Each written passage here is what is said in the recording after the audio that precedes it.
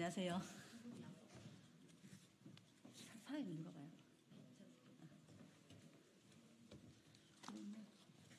일단 제가 일단 파일 가운데서 일단 시작하시죠.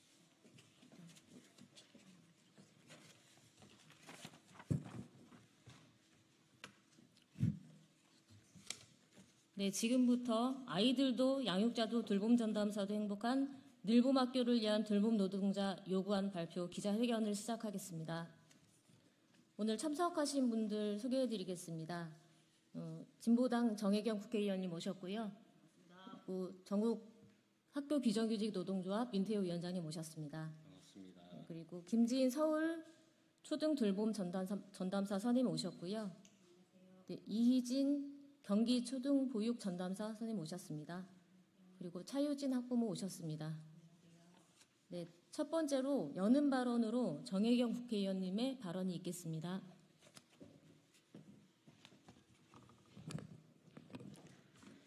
예, 반갑습니다. 비정규직 진보당 노동자의원 정혜경입니다.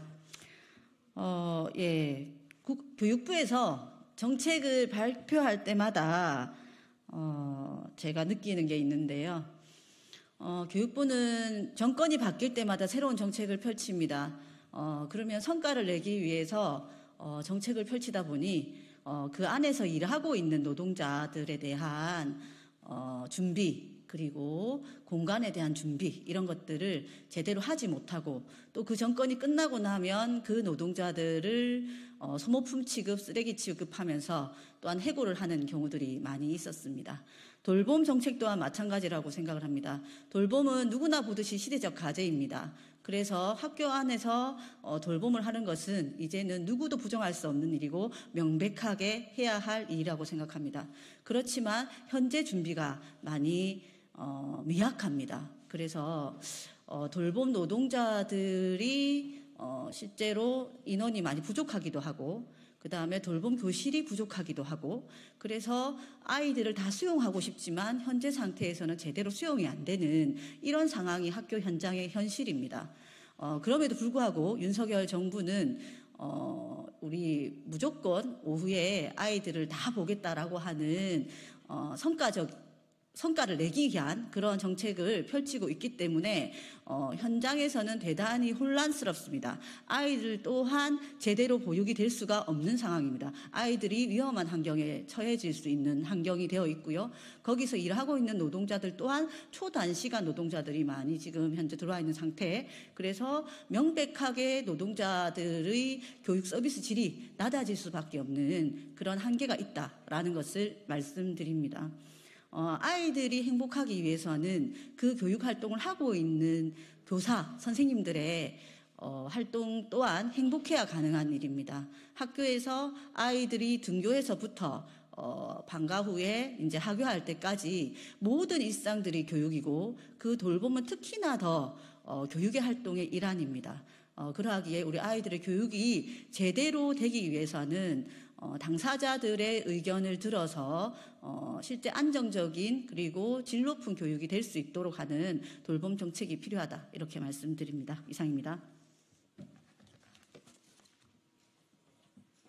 네, 다음으로 현장 발언 있겠습니다. 서울의 한 초등학교에 초등 돌봄 전담사로 계신 김지인 선생님 모시고 발언 들어보겠습니다.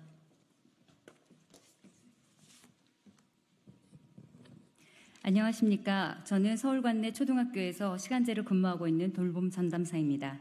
올해 3월 38개 학교로 시작한 서울 늘봄 학교는 한 학년 6학급 이상의 과대 학교, 28명 이상의 과밀 학급은 단 한 곳도 포함되지 않았습니다. 5월 151개 학교로 늘봄 학교가 확대되면서 서서히 문제들이 드러나기 시작했고, 2학기 전면 시행을 앞둔 지금 수면 위로로 떠오른 늘봄의 문제들은 정책과 현장이 얼마나 괴리될 수 있는지 보여주고 있습니다. 희망하는 초일 아동은 누구나 신청할 수 있다던 늘봄 맞춤형 프로그램, 무상 프로그램, 이하 늘봄 프로그램이라 하겠습니다. 공간 부족을 이유로 늘봄 아동을 모집 단계부터 제외하는 사례가 발생했습니다. 교실이 부족하니 늘봄 아이들을 합반시키고 돌봄 교실을 늘봄 프로그램 교실로 내달라 요구하는 학교가 이어졌습니다. 늘봄 프로그램으로 돌봄 교실 합반을 분기별로 재배치하겠다는 학교의 사례는 실소가 나옵니다. 늘봄 프로그램 운영을 위한 역차별입니다. 돌봄의 아이들이 섞이는 순간 안전과 생활 지도의 문제 발생은 불보듯 뻔한 일입니다. 돌봄 교실에서 늘봄 프로그램 진행과 돌봄 아동이 동시에 활동하는 교실은 전쟁통이었다고 합니다. 늘봄 학교를 위해 이런 날들을 아이들에게 주어서야 되겠습니까? 이와 같은 사례로 1학년 전면 시행을 앞두고 있는 늘봄 학교를 통해 몇 가지 짚어보도록 하겠습니다. 첫째, 과밀학교 공간 대책을 왜 지금까지 세우지 못하고 있는지 교육부와 교육청에 묻고 싶습니다. 공간 부족으로 시작된 겸용교실의 문제는 이미 돌봄교실이 운영된 10여 년 전부터 제기되어 온 문제입니다. 서울시 돌봄의 겸용교실은 23년도 기준 404곳으로 전체 교실의 22%가 일반 교실과 특별 교실 겸용으로 사용되고 있는 상황이며 연계형 교실에 겸용교실 사용률을 더하면 더 많은 교실이 안정적 돌봄이 어렵습니다. 돌봄의 겸용교실 해결 없이 늘봄 공간 마련을 위해 또다시 특별교실, 일반교실 등 겸용교실을 꺼내드는 교육부 정책에 화가 치밀어 오릅니다. 공간 부족은 2, 3년 후 아이들이 줄어들면 자연스럽게 해결될 거란 교육청 관계자의 말을 들으며 그동안의 혼란은 왜 아이들이 감내해야 되는지 답을 해야 할 것입니다. 두 번째 문제는 소규모 학교의 기준 없는 늘봄 프로그램 진행입니다. 늘봄 신청 아동이 부족하다는 이유로 재신청에 1학년 돌봄 학생들은 물론 2학년까지 받는 사례, 신청 아동이 너무 적어 늘봄 프로그램을 대신해 돌봄 교실 특별 프로그램에 늘봄 프로그램 신청 아동을 끼워 넣는 사례 등 기준 없는 파행적 운행이 되고 있습니다.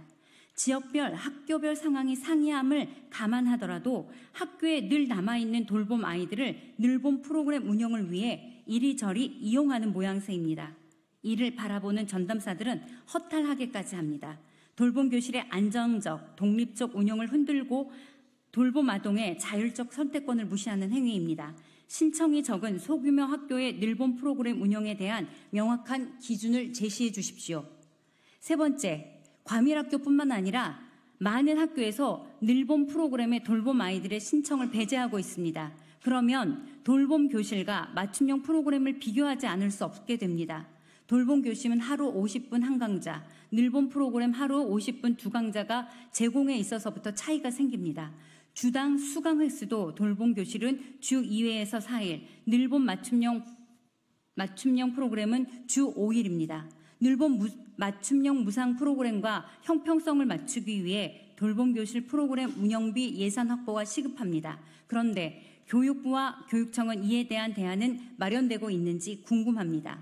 위 제시한 문제와 관련하여 학교 비정규직 노조 서울지부 시간제 분과는 서울시 교육청에 강력히 항의하고 학교별 실사 및 컨설팅을 요구한 상태이며 한 달에 한 번 정기적 협의 모임을 추진하기로 6월 26일 약속하고 두 차례 진행하였습니다. 늘봄 학교의 시행 과정을 보며 사회적 변화가 학교의 기능의 변화를 가져오고 학교는 우리 미래인 아이들을 위해 변화에 대응하고 있다. 그러나 계획적이고 능동적이지도 성숙하지도 못하다는 결론에 이르렀습니다. 학교 교육의 기능은 변화하지 않습니다. 거기에 문화의 기능이 더해지고 복지의 개념이 더해지고 그 기능들을 수행하기 위해 학교로 들어온 각각의 주체와 구성원들을 존중하고 이해하며 협력하는 유연한 자세가 필요합니다. 그러나 늘봄의 정책을 펼치는 누구도 협의하지 않습니다. 존중하지 않는 듯합니다. 전국의 돌봄 전담사들은 돌봄 전문가로서 자부심으로 우리 아이들을 위해 연대 투쟁할 것입니다. 지난 10여 년간 시간제의 차변 해소와 돌봄 교실의 내실화, 안정적 돌봄 확대를 위해 8시간 정상 근무를 외쳤던 힘으로 지금 돌봄 교실을 흔드는 늘봄 정책의 정상적 안착을 위해 싸울 것입니다. 아이들의 웃음이 떠나지 않는 돌봄 교실의 안정적 확대가 필요한 때입니다. 이것이 보장되는 실효성 있는 정책으로 되살아가길 강력히 촉구하는 바입니다.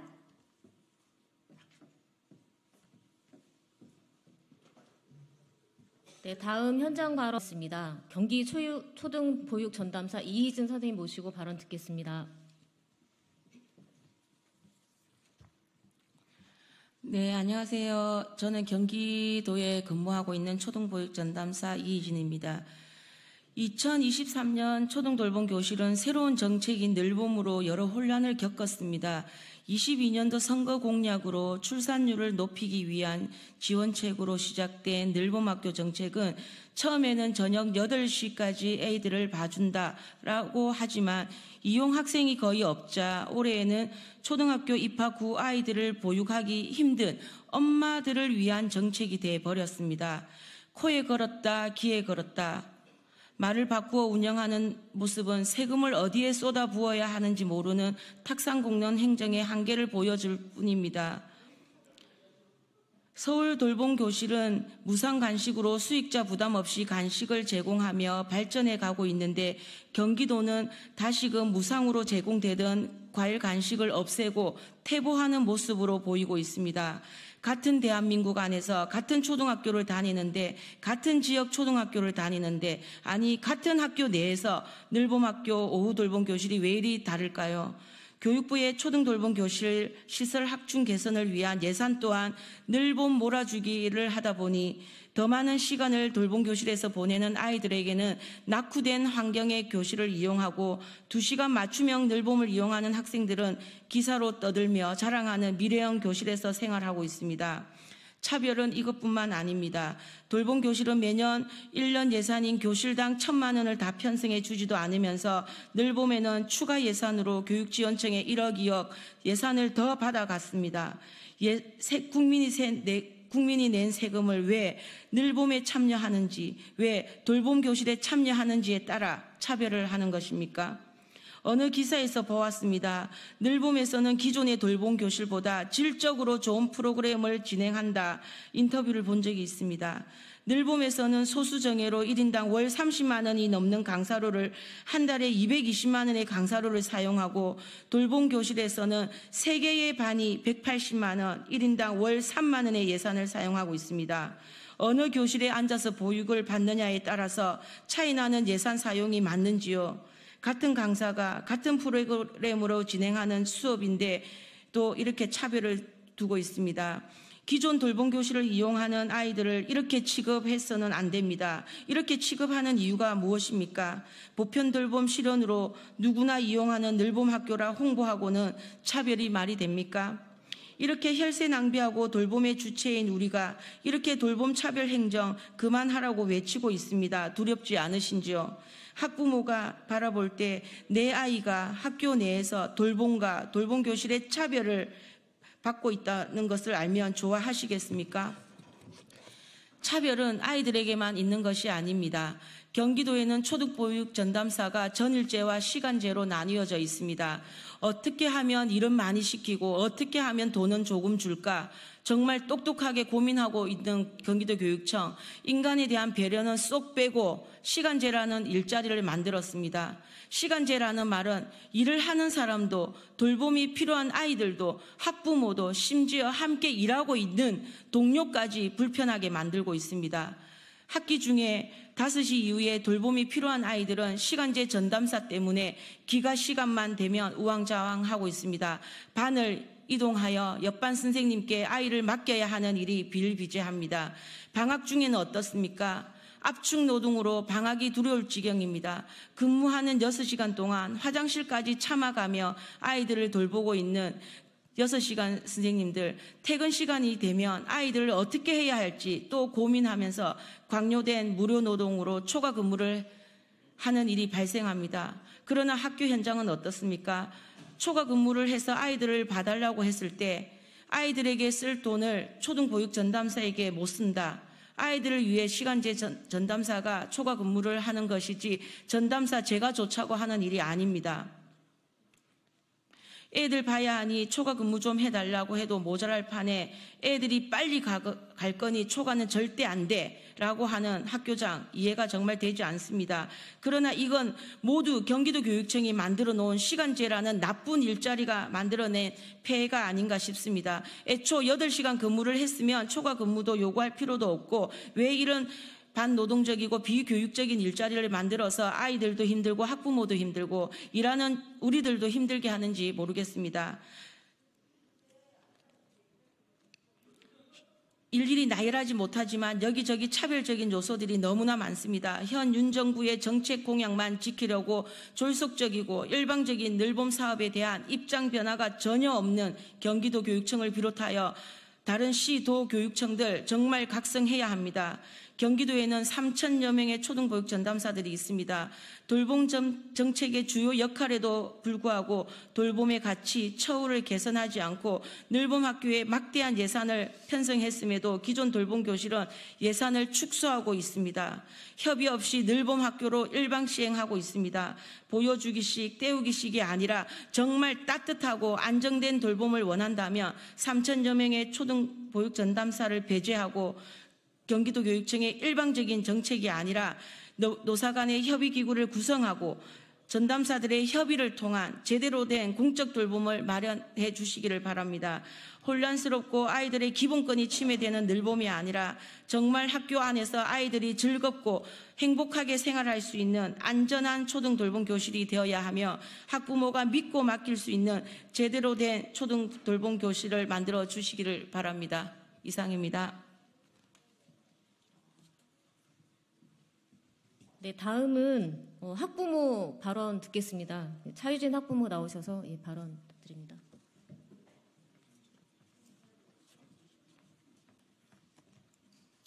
안녕하세요. 저는 올해 초등학교 입학한 아들을 둘 일하는 엄마입니다. 일하는 엄마로서 늘봄학교는 돌봄 공백을 해소하고 국가가 나서서 돌봄을 강화한다는 측면에서 반길 만한 일이었습니다. 하지만 정책의 운영 과정에서 여러 문제가 나타나고 있습니다. 기존 돌봄의 덧대기식으로 늘봄을 진행하는 통해 우리 아이들의 양육자들은 지난 학기 혼란의 한 학기였습니다. 학교마다 각기 다른 돌봄 교실의 모양을 하고 있어 다른 학교 학부모 지인들에게 묻고 참고하기도 힘든 상황이었습니다. 지난 학기에는 돌봄에 떨어지고 늘봄에 가는 아이들도 많았습니다. 그런데 방중 늘봄의 경우 오전 2시간 정도만 맡아주는 경우가 발생하였습니다. 그 정도 시간만으로는 사실 돌봄의 의미가 없습니다. 기존의 돌봄 공백을 해소한다는 측면에서 학부모들의 늘봄 만족도는 좋게 나올 수는 있으나 그것이 늘봄 효과가 완벽하다는 것을 의미하지는 않습니다. 그나마 다행인 건 학교가 한 학기 내내 다양한 돌봄을 운영한 결과 비효율과 혼란을 경험하고 늘봄 틈새 교실을 통합하기로 한 건입니다. 현장 중심, 아동 중심 돌봄을 강화하기 위해서는 기존의 돌봄 교실에 틈새와 방과후를 통합한 단일 체제의 늘봄 학교가 어느 정도 완성되어야 비로소 우리 학교 돌봄이 만들어지지 않을까 합니다. 현재 늘봄 학교에 대해서 양육자들이 정보를 접할 수 있는 통로는 많지 않습니다. 의견 제시도 쉽지 않습니다. 교육부에서 시도교육청으로 다시 학교 돌봄 교실로 내려오는 정책 시행 지침은 있으나 그 반대로 돌봄에 대한 현장 의견이 올라가는 건 원활히 되고 있지는 잘 모르겠습니다. 학교는 급작스레 이루어지는 정책에 장소를 빌려주며 협조하는 것을 자기 역할로 한정하고 양육자는 모든 것이 결정된 뒤 주어진 정보에서 선택하는 것을 최선의 모델이라고 생각해서는 안 됩니다. 아이들도 양육자도 일하는 분들도 행복한 늘봄 학교를 만들기 위해서는 교육부를 중심으로 늘봄 학교를 둘러싼 주체들이 모여서 정기적으로 소통하고 실질적인 변화를 만드는 노력을 기울여야 합니다. 또한 돌봄 제공은 안정성과 지속성이 보장되어야 합니다. 수시로 바뀌는 돌봄 프로그램과 운영은 아동에게 불안정할 수 있습니다. 돌봄 인력난과 공간 부족의 기본 문제를 제대로 해결하는 것이 안정성과 지속성 담보의 시작입니다. 이는 돌봄 정자사 선생님들의 노동 조건을 개선하는 것과 맞닿아 있는 문제일 것입니다. 그리고 맞춤형 수업을 설계하거나 위탁 선정 시 아동 성장기와 바람에 맞춘 돌봄 프로그램인지 안정성 지속적으로 운영이 가능한지부터 살펴야 합니다. 기존 방과후 수업과 크게 다르지 않은데 프로그램 이름만 화려한 것은 아닌지 모니터링도 필요합니다. 이런 과정을 통해 차별 없는 보편적인 돌봄권과 양질의 돌봄을 만들어가길 기원하며 이와 같은 고민이 해결될 수 있는 방도가 구체적이고 체계적으로 담긴 늘봄 학교 지원 특별법이 마련되기를 바랍니다.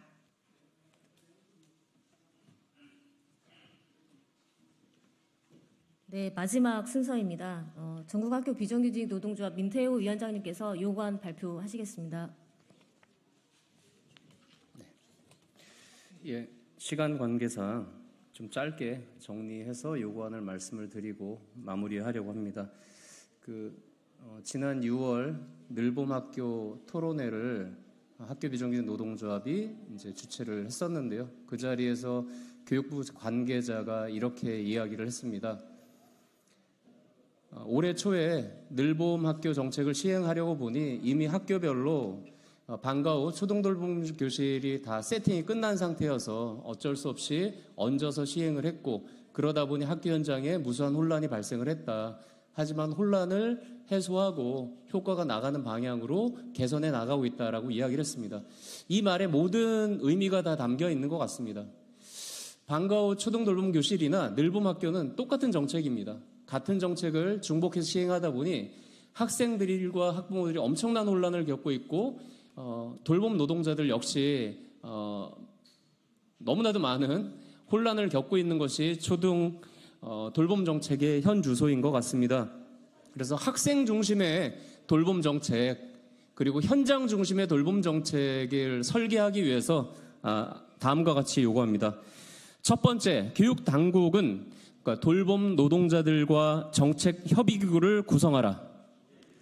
두 번째, 돌봄 인력과 공간 문제를 해결하라. 세 번째, 안정적 돌봄을 위해서 돌봄 전담사회 노동 시간을 보장하라. 그리고 네 번째, 맞춤형 수업을 방과 후 수업으로 통합하고 무상 방과 후 정책을 실시해라. 그러니까 구호를 외치고 나머지는 자료로 대신하도록 하겠습니다. 그렇습니까? 예. 혈세 낭비 그만, 오후 돌봄 강화, 모든 시간제 전담사 전일제 전환하라. 교육청 주목구구식 운영에 수수방관하는 교육부 규탄한다. 전담 인력 확충 없이 좋은 돌봄할 수 없다. 돌봄 전담사 인력을 충원하라. 전용 공간 확충 없이 좋은 돌봄할 수 없다. 돌봄 전용 교실 확충하라. 늘봄학교 문제 해결을 위해 노사정 정책 협의기구를 구성하라. 맞춤형 수업을 방과 후 수업으로 통합하고 무상 방과 후 정책 실시하라. 2024년 8월 13일 전국 학교 비정규직 노동조합 이상입니다. 네, 시간이 좀 지체되긴 했는데요. 오늘 기자회견 순서가 모두 끝났습니다. 이상으로 기자회견 마치겠습니다. 감사합니다.